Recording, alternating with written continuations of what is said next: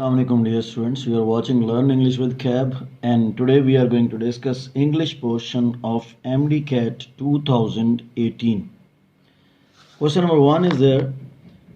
That is just an example of what I complain with, I complain of, and I complain to, and I complain of.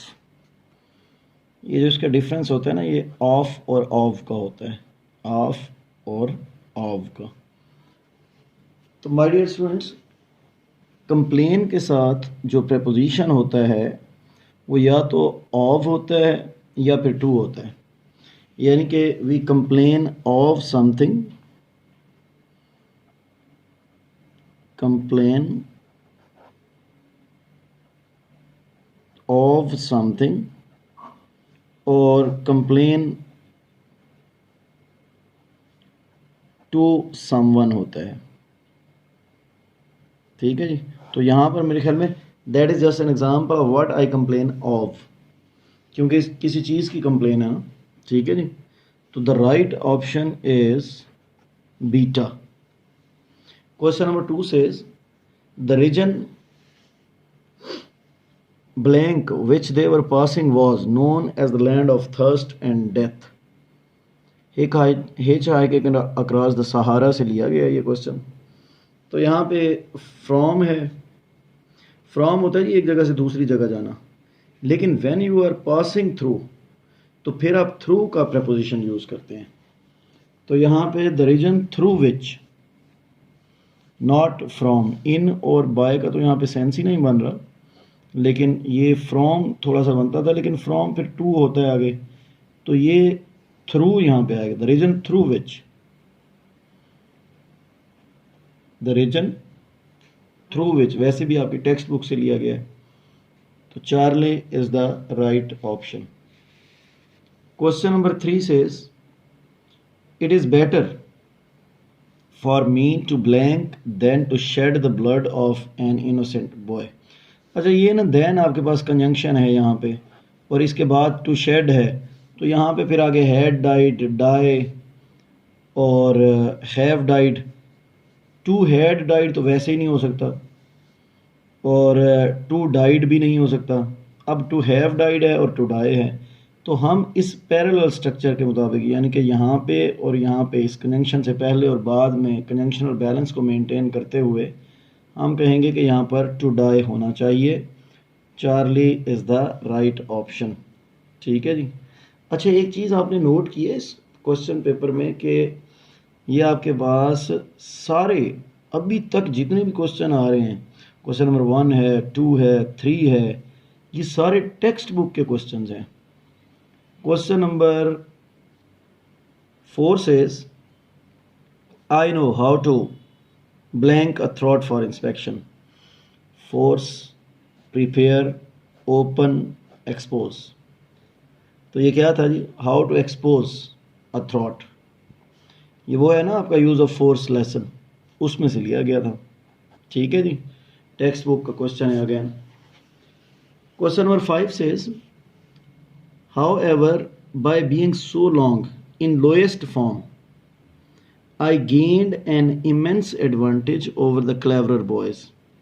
तो यहाँ पे आपके पास मेरे ख्याल में ये जो लोएस्ट आ रहा है सुपरलेटिव डिग्री है, तो it should be the lowest. ठीक है जी। ये आपके पास इसका मिस्टेकन एरिया है। Question number 6 says he glances back at the door, then turns his attention once more towards the paper and begins going through it casually. Towards होता है ये तो डायरेक्शंस के लिए होता है। किसके लिए होता है जी? डायरेक्शंस के लिए। तो यहाँ पे टू होना चाहिए था, टू द पेपर। तो ये इसका मिस्टेकन एरिया होगा क्वेश्चन नंबर 6 का। इसके बाद है जी हमारे पास क्वेश्चन नंबर 7। अच्छा, क्वेश्चन नंबर 7 जो है ये कहता है कि the king feels disturbed and on hearing these words he could not. अच्छा, ये ही कुड नॉट जो है ना, ये पास्ट है। और वैसे भी इफ़ यू रिमेंबर तो ये स्टोरी थी, हमने पढ़ी थी, ये पास्ट की कहानी है। तो it should be the king felt. क्या होना चाहिए था? The king felt. ठीक है जी, तो ये इसका मिस्टेकन एरिया है। क्वेश्चन नंबर 8, ये करेक्शन के क्वेश्चन आ गए हैं जी। अब करेक्शन के क्वेश्चन जो है ये आपने सेकेंड ईयर में बहुत प्रैक्टिस किए हुए हैं। नहीं, अभी तो करेक्शन नहीं है, अभी ये स्पॉट द एरर ही चल रहे हैं। There is terror from the outset and there are all components necessary to create a melodrama, a dimly lit bus station, the storm accompanied by flashes। अच्छा, ये आप देख रहे हैं, ये आ मेलोड्रामा, आ डिमली लेट बस स्टेशन, तो यहाँ पे भी मेरे ख्याल में ये आ ही होना चाहिए था, आ स्टॉर्म।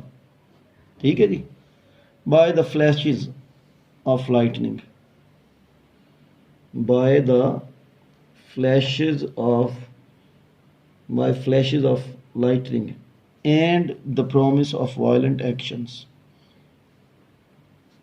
और emotions। बाकी सेंटेंस ठीक है जी, सिर्फ यहाँ पे ये जो है ना necessary to create a melodrama, ये आगे फर्दर डिटेल थी, तो इसमें a dimly lit bus station and a storm accompanied by flashes of lightning. ठीक है जी, तो ये डेफिनेट आर्टिकल मिस्टेकन यूज़ हुआ था, तो ये इसका मिस्टेकन एरिया है। Question number 9 says he had earned the reputation of being a great jester and just were expected from him. तो ये मेरे ख्याल में एक्सपेक्टेड ऑफ होता है, एक्सपेक्टेड फ्रॉम की जगह एक्सपेक्टेड ऑफ हिम। ये मिस्टर चिप्स से लिया गया है, फिर टेक्स्ट बुक है। ठीक है जी, तो ये आपके पास इसका मिस्टेकन एरिया है। ये इसमें अल्फ़ा बीटा नहीं लगे हुए, ये अल्फ़ा बीटा चार्ली एंड ये डेल्टा था। Question number 10 says the most important and the most difficult thing to achieve is a desire between individuals.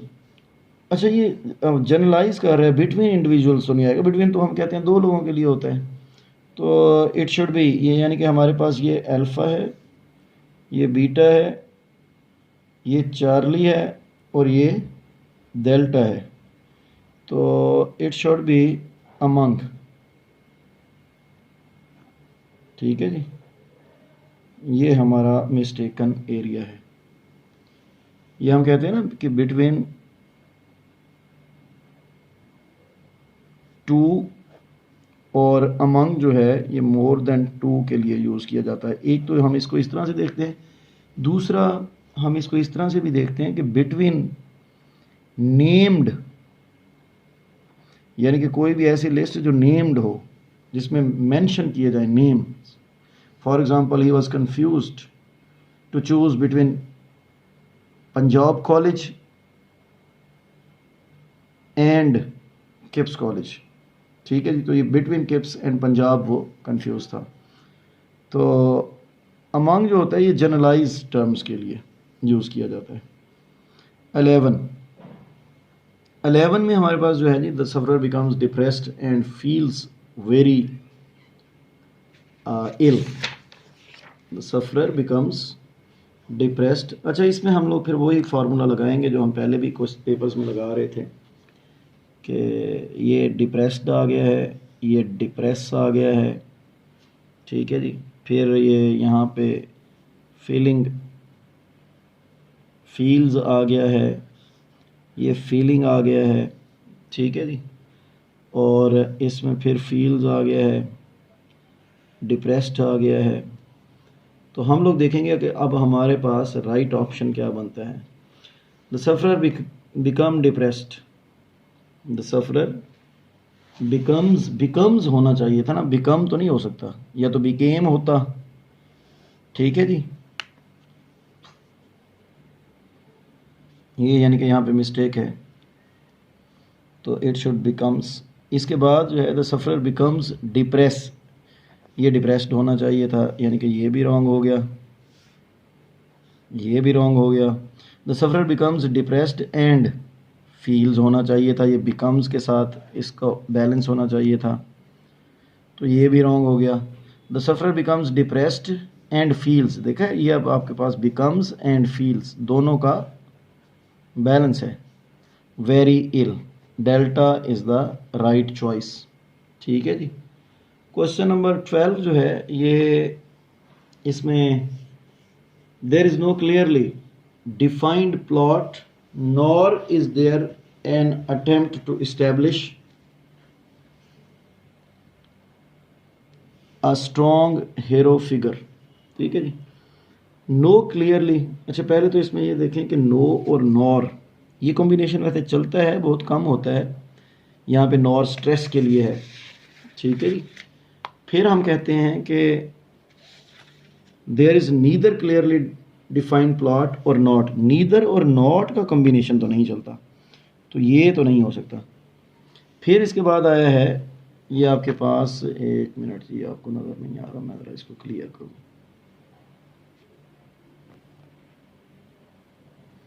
ये यहाँ पे अब नॉट और नॉर आ गया, ये भी नहीं चलता। ठीक है जी। तो हमने कहा कि यहाँ पे नो और नॉर का कॉम्बिनेशन तो चल सकता है। देयर इज आइदर, आइदर और नॉर का कॉम्बिनेशन भी नहीं चलता, यानी कि इसमें ये मिस्टेक है, इसमें ये मिस्टेक है, इसमें ये मिस्टेक है। तो वो जो हमारे पास अल्फ़ा ऑप्शन था इसका, जिसमें ये दिया गया था कि there is no clearly defined plot nor is there an attempt to establish, alpha is the right choice. ठीक है जी। इसके बाद है जी हमारे पास question number 13। Question number 13 says कि a common cause of failure is a mistook ambition. ये it should be mistaken ambition, मेरे ख्याल में हम लोगों ने पढ़ा था अपनी टेक्स्ट बुक में भी। और अच्छा ये इसमें डिफरेंसेस भी आ रहे हैं, बीटा में मिस्टेकन है, चार्ली में मिस्टेकिंग एम्बिशन है, और डेल्टा में मिस्टेक एम्बिशन है। लेकिन ये दैट वाज वेरी इजी। अच्छा ये करेक्शन के क्वेश्चन करने का फार्मूला यही होता है कि आप इसके डिफरेंसेस निकालें, ये इसके डिफरेंसेस थे। ठीक है, तो ये आपके पास रॉन्ग चॉइसेस हैं, और बीटा ऑप्शन जो है that is the correct option, यानी कि मिस्टेकन एम्बिशन होना चाहिए। एडजेक्टिव्स जो होते हैं वो पार्टिसिपल होते हैं। ठीक है। क्वेश्चन नंबर 14, इसमें जनाब आपके पास I lost my little flow in the furrow and I cried and cried until he had made, यहाँ पे हैड मेड है, यहाँ पे जब बीटा में ही मेड है। ठीक है जी। और चार्ली में I lost my little flow in a furrow and I had cried है, और डेल्टा में आपके पास I lost my little flow in a furrow and I cried until he made me another. तो यहाँ पे आपके पास डेल्टा में क्या होना चाहिए जी, I lost my little flow. ये मेरे ख्याल में डेल्टा जो है दैट इज़ गोइंग राइट। ये देखें ना, यहाँ पे ही हैड मेड नहीं था, ये मिस्टेक है। यहाँ पे फिर उसने ही मेड तो लगाया, लेकिन यहाँ पे आई हैव लगा दिया, ये मिस्टेक है। चार्ली में उसने फिर यहाँ पे आई हैड लगा दिया, तो I simply I cried and cried until he made me another flow. तो delta again is the right choice. ठीक है जी। इसका बड़ा आसान तरीका होता है कि आप इसके रॉन्ग ऑप्शंस जो हैं उनको एक्सक्लूड करते जाएं। Question number 15, the manager looked on me with some alarm. The manager looked on me in some alarm, यानी कि इसमें with some alarm, in some alarm, और इसके बाद है जी ये ऑन और इन है, ये ऑन और विद है, ये लुक्ड एट है और विद है, लुक्ड एट है और इन है। अच्छा, ये एक तो ये चीज़ जहन में रखें कि लुक्ड एट मी होता है, तो ये ऑन मी वाले सेंटेंसेस तो दोनों वैसे ही रॉन्ग हो गए। ठीक है जी। अब अलार्म जो होता है वो विद होता है या इन होता है? वो इन होता है, तो इसका मतलब है ये विद वाला सेंटेंस भी रॉन्ग हो गया। Delta is the right choice. The manager looked at me in some alarm. ठीक है जी, ये आपके पास राइट चॉइस होगी। इसके बाद है जी हमारे पास क्वेश्चन नंबर 16। ये क्वेश्चन नंबर 16। अच्छा, ये आप देख रहे हैं इसमें सारे के सारे क्वेश्चन जो हैं ये आपकी टेक्स्ट बुक से लिए जा रहे हैं। Oppressive it was too with the heaviness of a storm. Oppressive it was too in the heaviness, with the heaviness, up the heaviness और of the heaviness। ठीक है जी। तो मेरे ख्याल में that is very much obvious कि oppressive it was too in the heaviness wrong है, अप द हैवीनेस वैसे ही नहीं हो सकता, ऑफ द हैवीनेस, ऑफ और ऑफ ये ज़रा समझें इसको, ऑफ एंड ऑफ ये तो अवे की मीनिंग में होता है, इसकी सेंस ही और होती है। तो with the heaviness was the right choice. ठीक है जी। तो alpha again is the right choice. Question number 16 में हमारा राइट आंसर क्या है? अल्फा। क्वेश्चन नंबर 17 पे आए जी। क्वेश्चन नंबर 17 सेज कि China is now the fashion around the world. अच्छा, इसमें ये फ्यूजन, फंक्शन और फिश्योर ये बड़े अजीब ही उसने दे दिए, मतलब ये आपके टेक्स्ट से ही लिया गया है, टेक्स्ट बुक का। फैशन अराउंड द वर्ल्ड था, फ्यूजन अराउंड, ये फंक्शन और फिश्योर, फिश्योर का मतलब तो क्रैक होता है। तो दीज आर द मिस्टेक्स। ठीक है जी। ये फ्यूजन जो है ये भी मतलब ये तो सिंथेसिस को कहते हैं, और फंक्शन आप समझते हैं, फिश्योर का मतलब होता है क्रैक वगैरह। तो these are the mistakes. Fashion around the world is the right choice. Alpha again is the right choice. Question number 18। अच्छा जी, क्वेश्चन नंबर 18 सेज कि I leaned over the parapet, at the parapet, against the parapet and down the parapet. तो ये parapet जो है wall को कहते हैं, तो ओवर द वॉल तो नहीं आ सकता, एट द वॉल तो नहीं आएगा। तो आई लीन्ड, लीन का मतलब होता है ना झुकना, ड्रॉप। तो ये parapet wall against the parapet होना चाहिए। ठीक है जी। तो ये डाउन, एट, ओवर जो हैं they are the mistaken preposition. Prepositions का रॉन्ग यूसेज है। इसके बाद है जी question number 19। Question number 19 says, in my experience the awakening of a clear judgment as to what the college is for is not as difficult। so as और so का combination, ये तो मेरे ख्याल में मिस्टेक को कंसिडर की जाएगी। as का combination होता है। in my experience the awakening of a clear judgment as for, clear judgement as to what, as for नहीं आएगा, एज टू वट ही आना चाहिए था जैसा कि पहले था। Is not as difficult as, ये मिस्टेक हो गई इसमें। और चार्ली में in my experience the awakening of a clear judgement as to what the college is for is not as difficult as is often supposed. ठीक है जी। तो ये मुझे ठीक लग रहा है। आगे देखें, in my experience the awakening of a clear judgement as to what the college is for is not as much, ये मच जो है यहाँ पे फिर रॉन्ग है। Difficult as is often supposed. तो ये हमारे पास मिस्टेक्स हैं इसमें। ठीक है जी।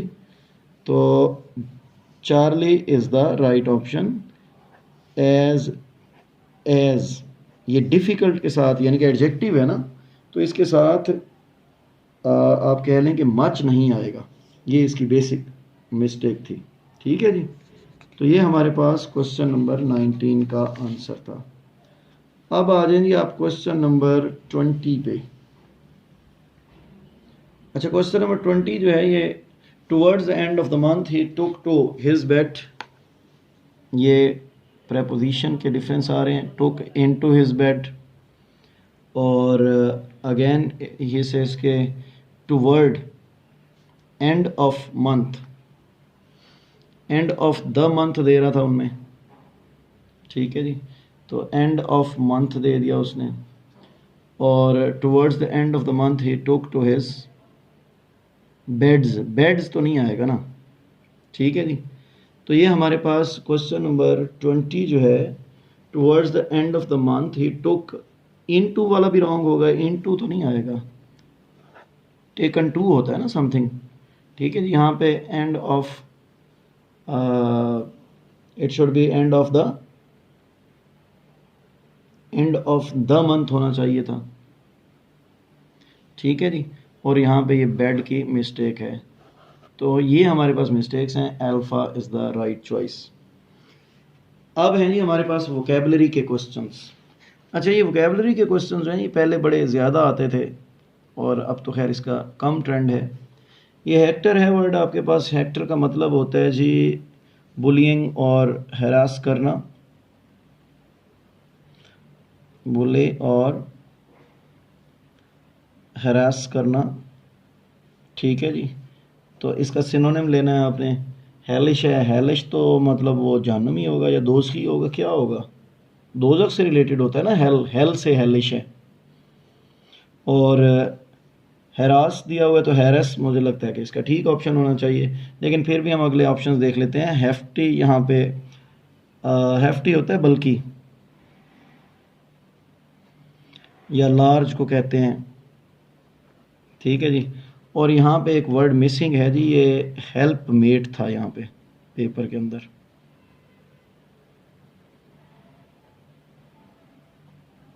हेल्प मेट, ये शायद टाइपो है, ये प्रिंट करते हुए निकल गया। तो हेल्प मेट जो है ये साथी को कहते हैं, स्पाउस और पार्टनर,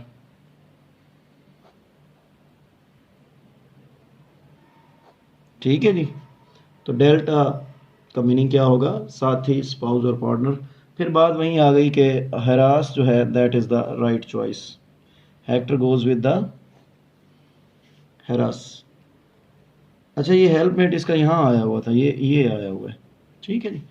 इसके बाद ये डंसिस, ये डंसिस आपने पढ़ा था, अहमकों को कहते हैं। उसने कहा था कि ये बिल्कुल वो पंजाबी कहते हैं भाई अकलों फारिग,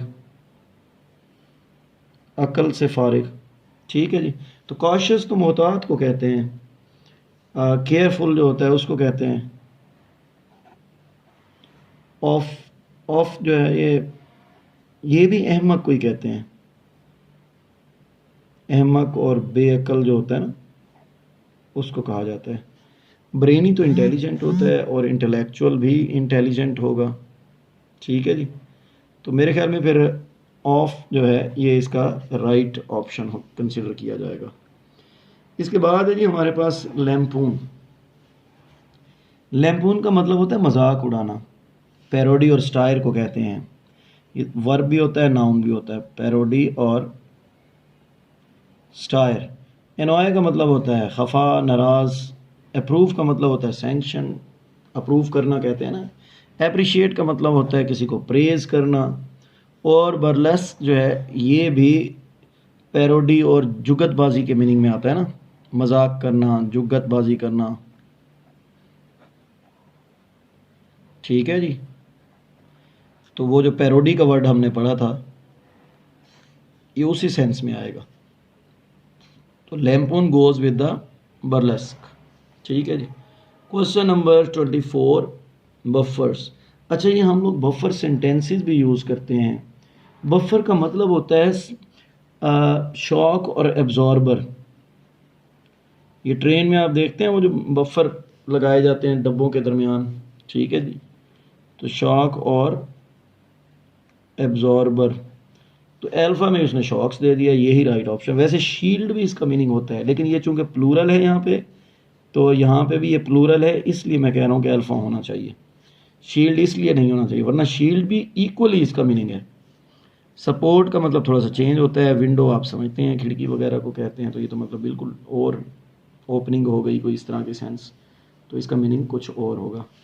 नेक्स्ट है जी नेक्सस। नेक्सस जो है ना ये लिंक को कहा जाता है। नेक्सस किसे कहा जाता है जी, लिंक को कहा जाता है, कनेक्शन, लिंक, टाई, ठीक है जी।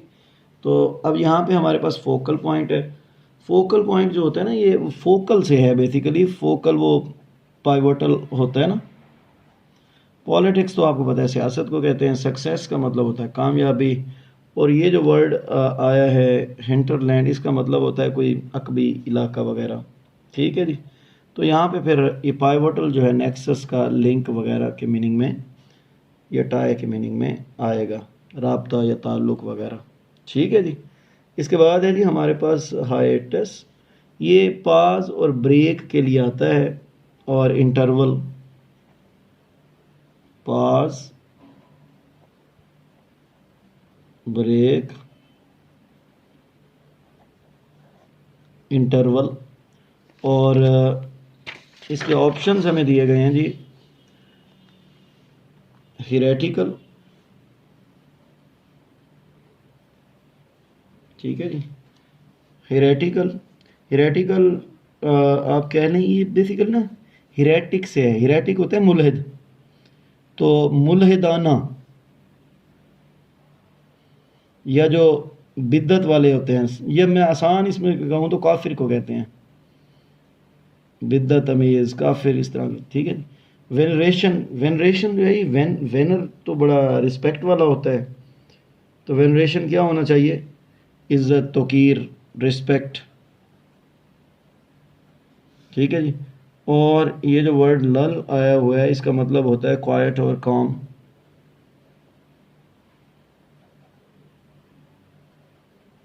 ठीक है जी। लॉन्गिंग, डिज़ायर को कहते हैं। तो क्या होना चाहिए जी हाइएटस के लिए? मेरे ख्याल में यही ये जो लल है ना, ये इसका राइट ऑप्शन यहाँ पे बनेगा। ये इसका डायरेक्ट सिनोनिम होता है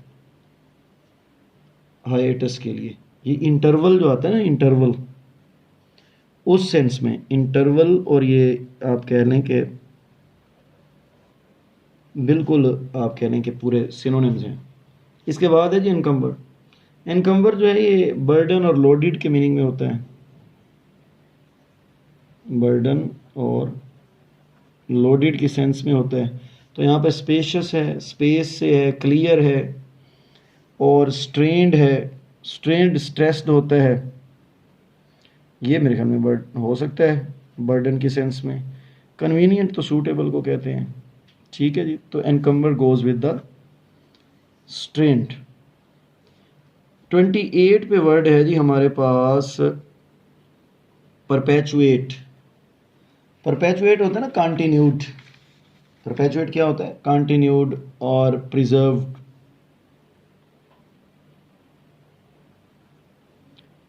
ठीक है जी। तो पेरिश्ड का मतलब तो तबाह करना होता है। और ये जो स्कल्क होता है, ये लर्क होता है, लॉइटर होता है।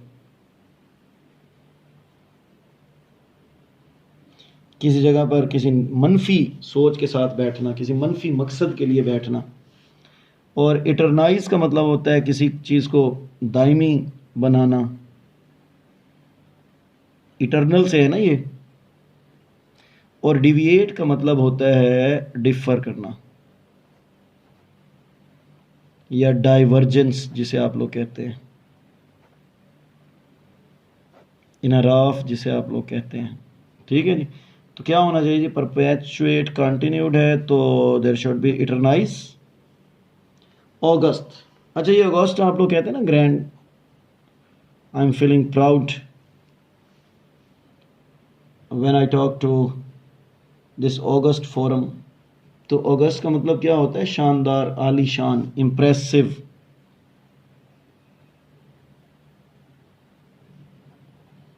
तो यहाँ पे आपके पास फॉरेन है जी, गैर मुल्की को कहते हैं। वेनरेबल, ये भी रिस्पेक्टफुल के सेंस में आएगा, रिस्पेक्टेड।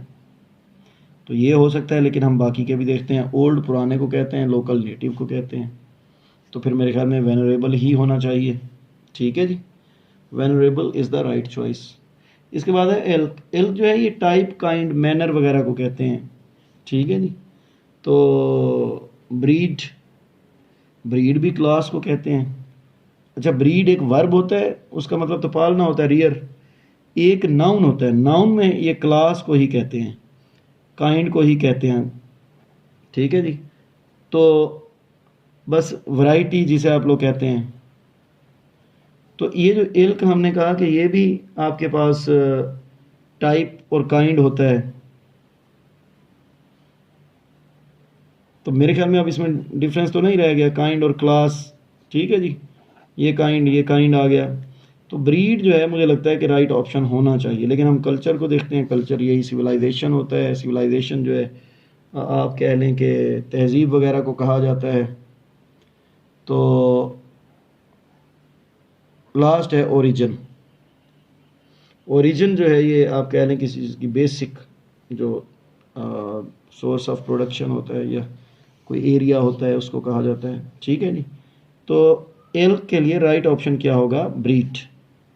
ये हैं जी आपके पास 2018 के क्वेश्चन। अच्छा, अब इसमें आपने एक चीज़ देखी है कि ये करेक्शन के ग्रामर के जितने भी क्वेश्चंस थे they were taken from your text books. तो टेक्स्ट बुक्स के अंदर ही रूल्स मौजूद हैं। I always suggest my students to go through the textbooks and find out the grammatical rules used in your textbooks. Right ji? So once again I suggest all of you who are watching this video that go through the textbooks. Textbooks are very much important because they are included in your syllabus. Right? Thank you very much for watching Learn English with Cab, and we'll see you again. और जिन लोगों ने channel को subscribe नहीं किया हुआ उनसे गुजारिश है कि वो चैनल को सब्सक्राइब भी कर ले, ताकि ये पेपर्स जो हैं ये सारे के सारे पेपर्स आने हैं। ये मैं तो कम से कम पिछले 10 सालों के पेपर्स जो हैं सारे डिस्कस करवाऊंगा। ये मेरा तीसरा पेपर था। आज मैंने फर्स्ट ऑफ ऑल आपको 2022 का पेपर करवाया, उसके बाद 2019 का पेपर करवाया, आज हमने 2018 का पेपर किया है। ठीक है जी। तो ये इसी तरह से चलते जाएंगे। 20 और 21 वाला पेपर भी मैं उसको सॉर्ट आउट कर रहा हूँ, उसको भी इंशाल्लाह मैं बहुत जल्द लेके आ रहा हूँ आपके पास। तो ये ऑन डेली बेसिस या तकरीबन आप कह लें कि अल्टरनेट डेज़ में इंशाल्लाह ये वीडियोस आती रहेंगी और आपको इंशाल्लाह फ़ायदा पहुँचाती रहेंगी। Thank you very much for watching learn English with Cab. Will see you again इंशाल्लाह। Take care.